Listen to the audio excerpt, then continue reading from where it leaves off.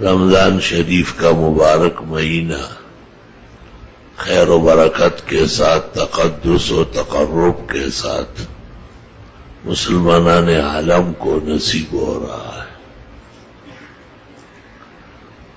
شکر خدائے کن کے موفق شدی بخیر، اللہ تعالیٰ کا بہت زیادہ شکر، احسان، امتنان، حمد و ثنا، عظمت اور بڑائی مسلم ہے کہ ہمیں ایمان کے ساتھ، قدر صحت کے ساتھ، خوب توفیق کے ساتھ رمضان شریف کا مہینہ جو اللہ کے یہاں پسندیدہ مہینہ ہے، ایمان کے ساتھ ہمیں نصیب فرمایا۔ کتنے قیمتی لوگ تھے جو اس رمضان شریف میں موجود نہیں ہے، کتنے عبادت گزار تھے جن سے عرب و عجم مزین تھے، اب وہ نہیں ہے۔ اور رمضان شریف تو اتنا بڑا مہینہ ہے کہ اس کی بڑائی بیان کرنے کے لیے بھی بہت بڑا آدمی چاہیے۔ ہم جیسے کمزور طالب علم، بیمار، کسی کام کا نہیں ہے۔ صرف میں نے وہ آیتیں پڑھی جو اللہ نے رمضان شریف اور اس کے روزوں سے متعلق نازل فرمائی، اور رسول اللہ صلی اللہ علیہ وسلم نے اس مناسبت سے شعبان کے کسی آخری دن صحابہ کو خطاب کیا اور رمضان شریف کے مہینے کے آداب، احترام، تقدس، فضائل بیان فرمائے۔ بس اسی سے سروکار ہے آج کی گفتگو میں۔ امید ہے اہم مہم مسائل زیر بحث آ جائیں گے۔ یا ایھا الذین آمنوا کتب علیکم الصیام، اے ایمان والو تم پر رمضان شریف کا روزہ فرض کیا گیا۔ رمضان شریف کا مہینہ داخل ہونے کے بعد فقہا کہتے ہیں مہینہ بھر کے روزے فرض پھیلی۔ خلاصہ میں لکھا ہے کہ اگر کسی نے پہلی تراویح میں نیت کر لی، یار اب پورا مہینہ تراویح پڑھوں گا، روز روز نیت نہیں کر سکتا، تو فقہا کہتے ہیں خیر ہے، نیت مہینہ بھر کی ٹھیک ہے، پیشگی نیت ہو سکتی ہے۔ یار اب آج سحری کے لیے اٹھاؤں اور 30 دن اٹھوں گا، تیرا حکم مانوں گا، فرض بجا لاؤں گا، فقہا کہتے ہیں اس کے بعد کوئی نیت نہیں ہے، اٹھ رہا ہے، سحری کھا رہا ہے، روزہ ہے، معتبر ہے، اجمالی نیت قبلی ہے، معتبر ہے۔ خلاصہ فتاوی ابن طاہر رش بخاری کا۔ مقصود لوگوں کا تنگ کرنا نہیں ہے، مقصود لوگوں کا شریعت کے مطابق رکھنا ہے۔ تو اللہ تعالیٰ نے کہا کہ اے ایمان والو تم پر روزہ فرض ہے، یعنی روزہ مومن مسلم پر فرض ہے۔ یہ مسلمانوں کی شان و شوکت ہے۔ غیر مسلموں نے اپنی کتابوں میں، کینیڈا کے وزیر اعظم نے روزے کے اوپر ایک مقالہ لکھا ہے، اور اس نے کہا ایک عرصے سے میں مسلمانوں کا روزہ دیکھتا ہوں، کاش کہ میں بھی مسلمان ہوتا اور روزے رکھتا۔ روزہ کسی کا محتاج نہیں ہے، اللہ کا فریضہ ہے، اس کے لیے مسلمان کافی ہے۔ اور ہماری مساجد، علماء، طلباء، نمازی، اوہو کیا کیا شان ہے روزے۔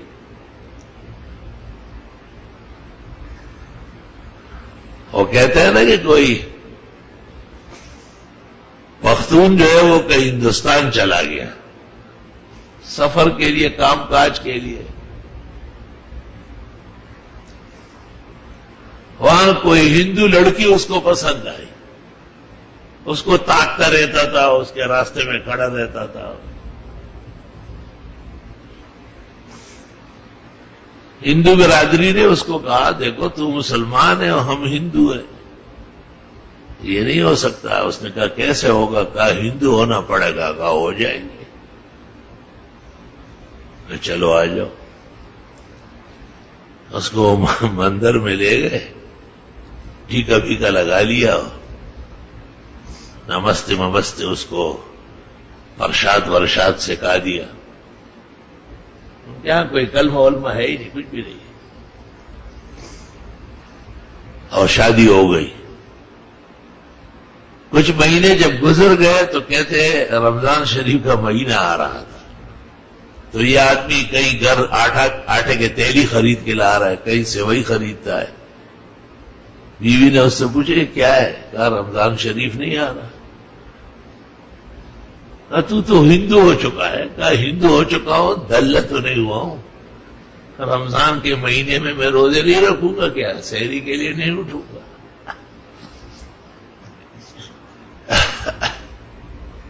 کہا ہندو ہو گیا ہوں، بے غیرت نہیں ہوں. ہمارے مذہب کا مہینہ ہے، اس کو گزاروں گا تو شان و شوکت سے نا. 11 مہینے میں آپ کا خیال رکھتا ہوں، 1 مہینہ میرا خیال رکھے. چنانچہ وہ ہندو لڑکی اٹھ رہی ہے، اس کے لیے سیوئی بنا رہی ہو، چھولے پکا رہی ہو اور دبا کے روزے رکھے. بتا رہے قاضی خان میں لکھا ہے کہ یہ بھی قوت ایمان کی دلیل ہے.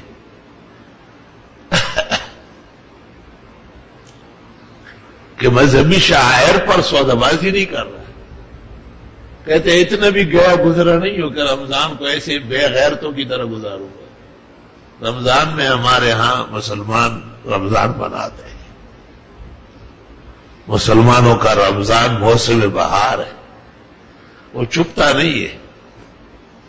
پیاس لگی ہوتی ہے، عوام آدمی ہے، لیکن اس کو پتا ہے کہ پینا پانی کا جائز نہیں ہے. مزہ لے آپ 1 کروڑ پر تو 1 گلاس پلا لے.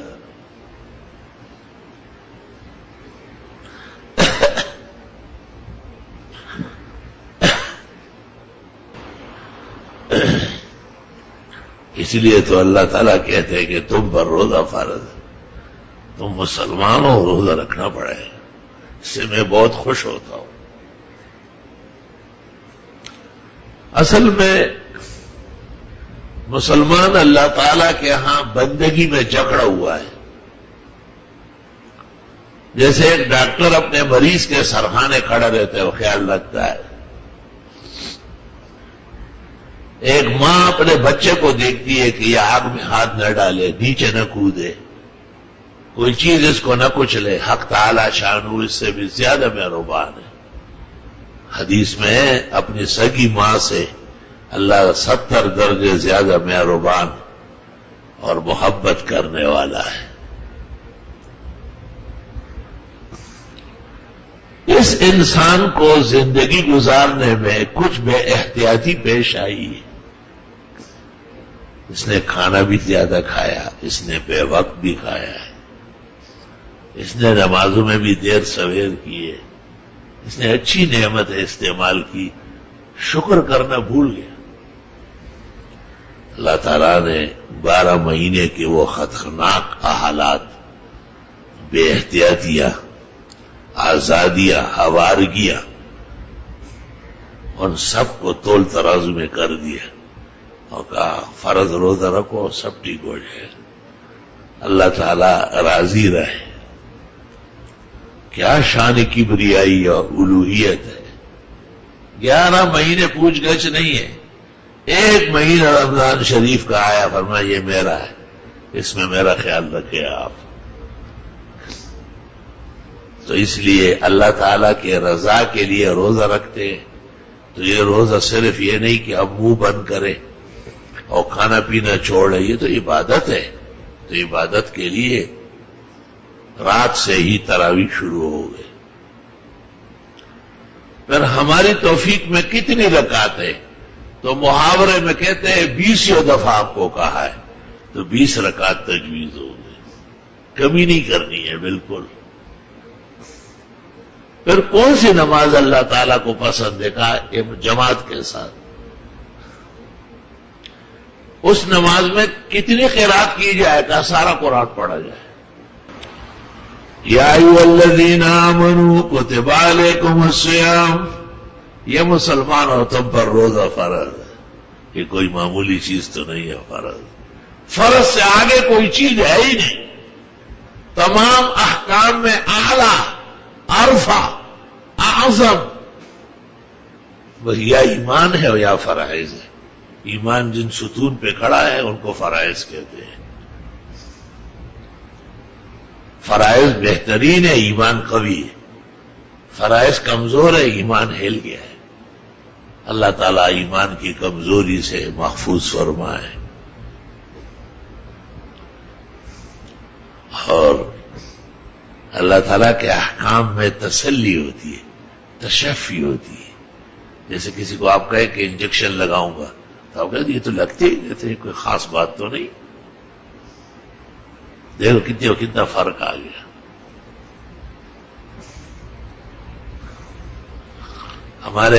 میری ایک بیٹی بہت بیمار تھی ایک زمانے میں، تو ایک بڑے ڈاکٹر نے چیلنج کے ساتھ ایک کورس لکھا اور کہا کہ بس اس میں یا آر ہو یا پار. میں بہت ڈر گیا.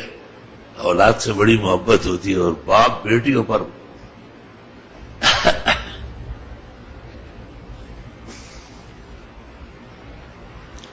تو ایک چھوٹے ڈاکٹر جو ہمارے جان و جگر ہے، ڈاکٹری میں تو چھوٹے ہیں لیکن اخلاص میں بہت آگے، وہ آئے خیریت میں. اس نے کہا ایسے ہی بڑے آدمی ہے، کچھ بھی نہیں، میری ضمانت میں لگاؤں گا، کچھ بھی نہیں ہوگا. دیکھیں ذرا ان کے کلام میں اور اس کے کلام میں فرق کتنا ہے. چنانچہ انہوں نے خود وہ انجیکشن پورے کیے اور وہ بھی ہماری عمر بھر کے لیے صحت مند ہو گئی. تو اللہ کے کلام میں بھی تسلی و تشفی ہے. کما کتب علی الذین من قبلکم، تم سے پہلے امتوں پر بھی روزہ فرض رہا ہے. بغیر روزے کے کوئی مسلمان نہیں رہ سکتا، اور بغیر روزہ رکھے کوئی جنت جا نہیں سکتا. لعلکم تتقون، تمہیں خلاف سے بچنا چاہیے اور تمہیں تقوی اپنانا چاہیے. الحمدللہ، الحمد کا شکر والحمد. خدایا تیری خدائی مسلم ہے، خدایا تیری عظمت الوہیت مسلم ہے. خدایا آسمان و زمین و تمام پتے اور حرکت کے مالک و مختار صرف آپ ہیں. آپ راضی رہے تمام بلائیں ٹلے گی، تمام آفات واپس ہوگی، تمام خوشیاں اور کمالات نصیب ہوں گے. لکا منا والارشاد والحمد والجلال. لیکن جیسے اللہ کو خوش کرنے کے لیے خود اللہ نے رمضان کا مہینہ دیا کہ رات بھر تراویح پڑھو، ختم میں شریک ہو، خوب خوش رہو، وقت پر اٹھو، سحری کھاؤ. اب دیکھو قانون کی بالادستی دیکھے. میں نے کہا کہ میں سحری نہیں کروں گا، رات کو کھا چکا ہوں. تو میری ایک بیٹی نے کہا وہ سحری کھانا سنت ہے. یہ لوگوں نے خو بابو خورائی کرنا کنور سنی ہو بوس کا یہ کجورو خورائی. بالکل یہی حدیث کا مضمون ہے. کچھ نہیں ہے، گھونٹ پانی پی لو، ایک گھونٹ شربت پی لو، دودھ پی لو، ایک کھجور چبا لو. لیکن انبیاء و مرسلین اللہ کے پسندیدہ لوگوں نے رات کے آخری حصے میں اٹھ کے روزے کی نیت سے کچھ کھایا ہے. اللہ کو وہ عطائیں بہت پسند ہے. اور پیغمبر نے کہا تسحروا، سحری کھایا کرو، فإن فی السحور برکہ، اس میں توانائی ہے. اللہ کا شکر والله. ہمارے کھانے پینے کی بھی آپ کو فکر ہے کہ ضرور کھاؤ.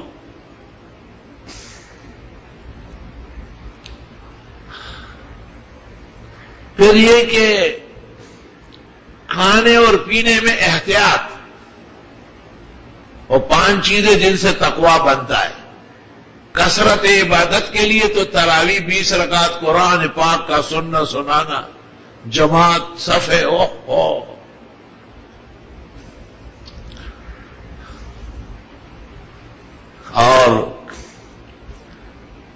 اوقات دیر تک جگا کے رکھنا. تو 20 رکعت تراویح ختم کر کے جب آدمی وہاں تک جاتا ہے تو 11 ساڑھے 11 بستر تک پہنچتے ہوئے 12 تو بچ جاتے ہیں. مقصد ہی شریعت ہے. مت سو رات کو، جاگو، بہت سوئے. ابھی سوئے یا نہیں سوئے، پھر وقت ہو گیا. وہی دروجے ہر ماخام اختر دے خود زری زری دے پیشمنی دے نارو شما. اور سیری میں پھر کوئی نہ کوئی دوست شاگرد گھر والے وہی سیری تیار ہے. وقت بھی کم باقی ہے، آپ تو پہلے ہی جاتے ہیں. یہ پسندیدہ اعمال ہے. تو کھانے پینے کو کنٹرول کیا، صبح صادق سے غروب آفتاب تک کچھ نہ کھانا، کچھ نہ پینا، حلال منکوہے کے ساتھ بھی شہوت کی باتیں نہ کرنا.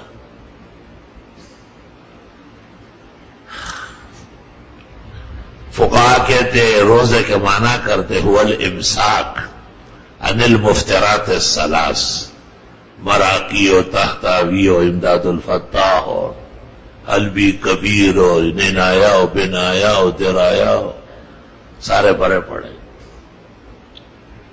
کھانا پینا وقاع یعنی جماع سے صبح صادق سے غروب آفتاب تک دور رہنا.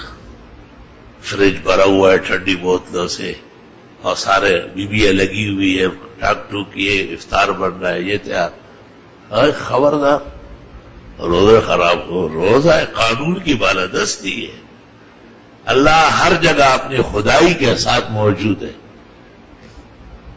کوئی شخص کسی جگہ بھی ایک ذرہ برابر آگے پیچھے، اس کو پتا ہے یہ روزہ ایسا گپ شپ نہیں ہے بھائی، یہ اللہ کے لیے ہے، اس کو سب معلوم ہے. اس لیے حدیث میں ہے الصوم لی، اللہ فرماتے ہیں وَأَنَا أَجْزِي بِهِ، روزہ لوگ میرے لیے رکھتے ہیں، فرمائے میں ہی اجر دوں گا اس کا. راز ہے بندے اور اللہ کے درمیان. اے ایمان والو، تم پر روزہ فرض کیا گیا جیسے تم سے لوگ پہلے لوگوں پہ فرض تھے. علماء کہتے ہیں رمضان تو نہیں تھا، ویسے روزے ہوتے تھے. جیسے عاشور محرم کا روزہ تھا، ہر مہینے کے 3 ایامی 20 13 14 15 اس طرح زیادہ ہو جاتے تھے. علماء اس لیے شوال کے 6 روزوں پہ خوش نہیں ہوتے. وہ کہتے ہیں قدیم زمانے کی طرح کہیں رمضان بڑھ نہ جائے. صوفیاء دیکھے گئے کہ وہ عید الفطر کو کہتے ہیں ہمارا آج عید نہیں ہے، ہمارا 6 دن کے بعد ہے. فتح القدیر میں ابن الحمام نے خود محقق علی الاطلاق سر براورد احناف، انہوں نے فتح القدیر شرح ہدایہ میں شوال کے 6 روزوں کو ناجائز میں شمار کیا ہے. اور یہ وجہ لکھی کہ میں نے خود بعض سو کے صوفیوں کو دیکھا ہے جو کہتے ہیں 6 روزوں کے بعد ہماری عید ہے، آج نہیں. تو جو شریعت کی عید ہے وہ اس کی رہی ہے. پتہ چلتا ہے کہ 6 روزوں نے ان کو ایمان سے بھی ہٹایا ہے. شریعت پر عدم اعتماد پیدا ہو رہا ہے.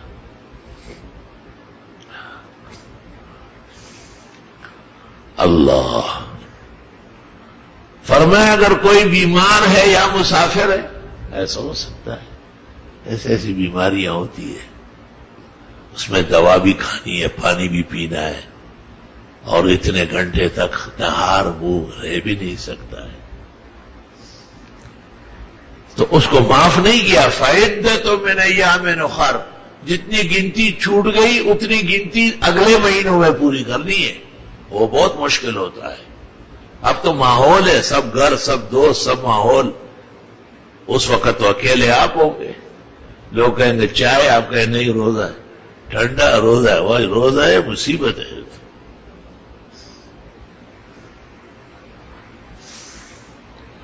بیماری ایسی کہ اگر روزہ رکھا جائے تو بیماری بڑھ جائے. او یخاف علیہ الہلاک، شرح وقایا، شرح الیاس وقایت الدرایا. او یزداد مرضا او یخاف علیہ الہلاک، بیماری بڑھنے کا اندیشہ یا مر جانے کا. تو فقہا کہتے ہیں نہ بیماری بڑھے نہ تو مرے، روزہ رہے معاف. اب کے معاف ہیں. جب اللہ صحت دے، بیماری ختم ہو جائے، توانائی بحال ہو جائے، طبیعت میں سکون قوت آ جائے تو یار زندہ و صحبت باقی رکھیں گے. اللہ اللہ. خواجہ خواجگاہ فرید الدین فرید الملہ مسعود الدین گن شکر اجودنی رحمت اللہ علیہ بیمار تھے. رمضان شریف کا مہینہ تھا. حضرت کی عمر 89 سال سے متجاوز تھی. خواجہ نظام الدین اولیاء ان کے خادم خاص خلیفہ اجل خربوزے کے پھانکے بنا رہے تھے اور صاف کر کے حضرت کو دے رہے تھے.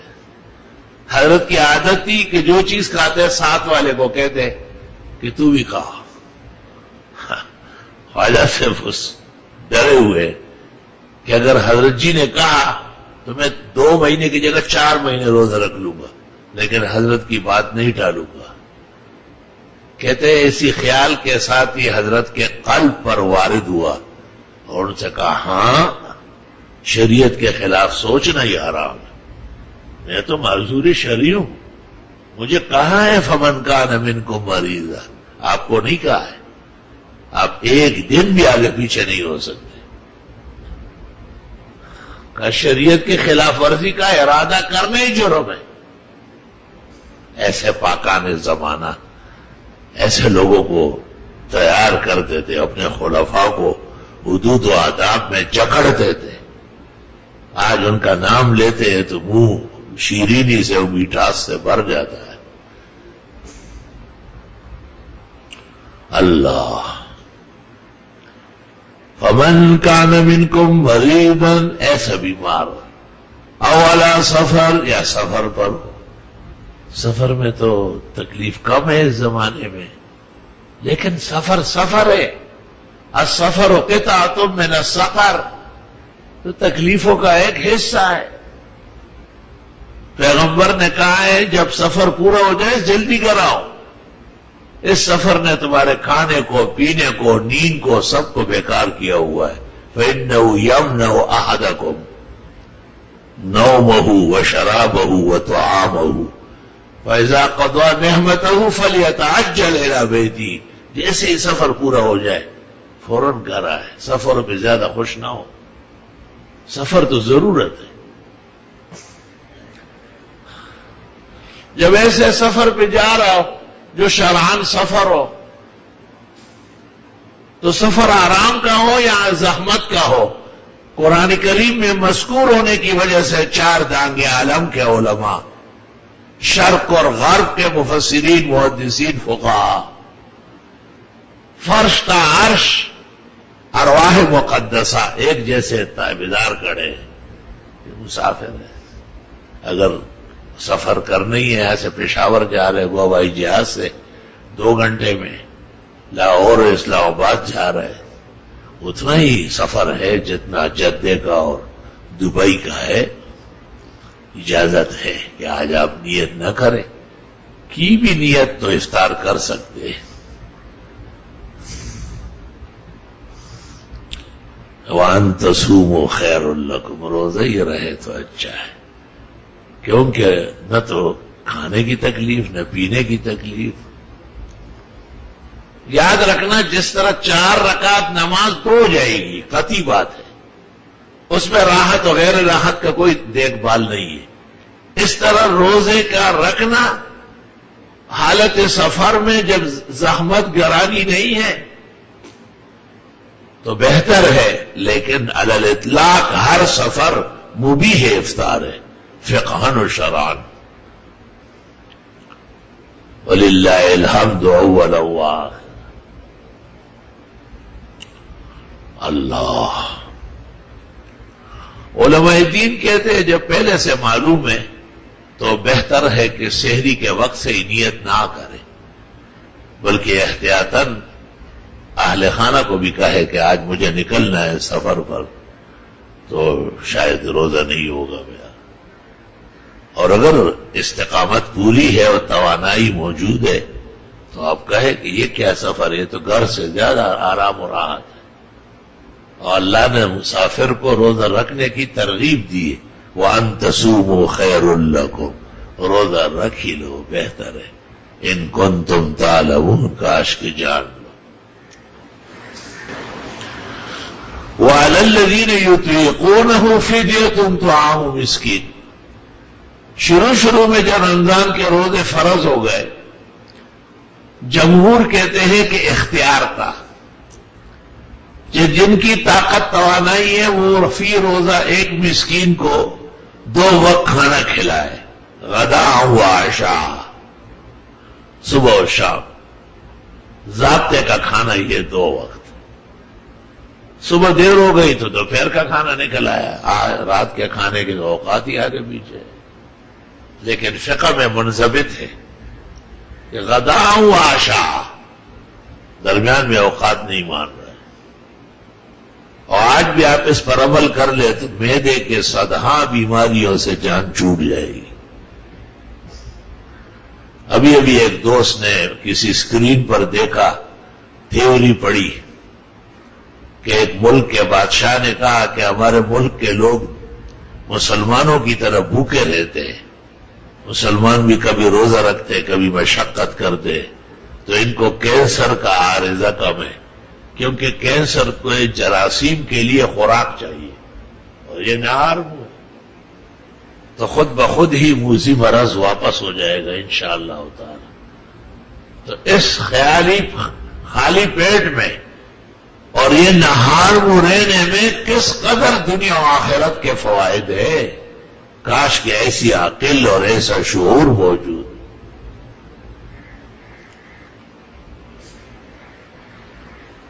تو شروع میں لوگوں کو عادی کرنا تھا، اور 1 مہینہ عربستان کی تپش، سخت ترین گرمی، پانی کی بھی وہاں قلت رہی ہے کہ زمزم کا کنواں تھا، اور تو پانی میں مکہ میں تھا ہی نہیں، کچھ بھی نہیں، یہی زمزم کا کنواں تھا، اسی سے سب انسان و حیوان سیراب ہوتے، اس لیے تو زیب النساء ہے۔ اور زبیدہ نے اپنے خاوند ہارون رشید کو کہا کہ ارے کوئی ایسا انتظام ہو جائے گا، یہ حج کے موسم میں مینا، عرفات اور مزدلفہ میں انسان و حیوان کی زبانیں باہر ہوتی ہیں، اور زمزم کا پانی کتنا ہوگا، وہ کہاں تک آئے گا؟ ہارون رشید نے کہا آپ دعا کریں صبح ہو جائے، اور صبح وزیر مال کو بلایا اور 2 نہریں نکالی، ایک دجلہ سے اور ایک فرات سے، اور دونوں اکٹھی کی، پہاڑوں سے گزارتے ہوئے جب عربستان آیا وہاں ظاہر کیے، اور سیدھا مینا، مزدلفہ، عرفات۔ میں خود جب دور تھا، وہ وقت تھا، صحت تھی، تو اس میں نے نہایا بھی ہے، اترا ہوں اس میں، اور وہاں کا پانی بھی لایا ہوں، اور میں نے اس میں تنکا ڈالا تار باندھ کر، تو کچھ دیر بعد جو وہاں ڈالا ہوا تھا یہاں میں نے دیکھا کہ وہ چلا آیا، الحمدللہ پانی چل رہا، رواں دواں ہے۔ یہ اس بی بی کا احسان ہے، کیونکہ اس کو حج کے موسم میں احساس ہوا تھا کہ یار سارا جہان پیاس سے مر رہا ہے، سخت ترین گرمی ہے، تپش ہے، پانی صرف ایک زمزم کا کنواں تھا، وہ بھی مکہ میں تھا۔ آج اللہ نے وہاں پر بھی پانی کتنا وافر بنایا، پورے دریا امنڈ آئے، پورا ینبع البحر صاف کر کے آگے بھیج رہا ہے۔ تو شروع میں اختیار دیا کہ جو پیسوں والے، توانائی والے، وہ غریب مسکینوں کو 2 وقت کھانا کھلائے، اور جو ایسا نہیں کر سکتے وہ روزے رکھے۔ لیکن جب توانائی آ گئی اور لوگ عادی ہو گئے تو فرمایا شہر رمضان الذی انزل فیہ القرآن ھدی للناس وبینات من الھدی والفرقان فمن شہد منکم الشہر فلیصم ومن کان مریضا او علی سفر فعدۃ من ایام اخر۔ وہ اختیار جو تھا وہ واپس ہو گیا، اس پر اجماع امت ہے، اولین و آخرین مجتمع ہے کہ آپ کسی کو بغیر سفر اور مرض کے روزہ نہ رکھنے کے لیے اگر وہ پورے کراچی کی بھی دعوت کرے قابل کفایت نہیں ہے، روزہ ہی رکھنا ہوگا۔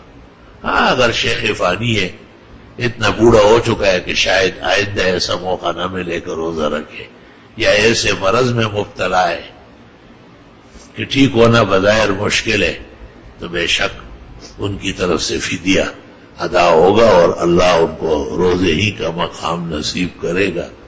وَبِهَذَا الْقَدْرِ نَكْتَفِي الْيَوْمَ وَلِلَّهِ الْحَمْدُ أَوَّلًا وَآخِرًا۔ اللہ تعالیٰ قبول فرمائے رمضان روزہ، تراویح، تلاوت، درس، خیرات و حسنات، اللہ کی رضا کی کوشش ہے، اللہ نصیب کرے وہ آسان و قبول فرمائے۔ وصلی اللہ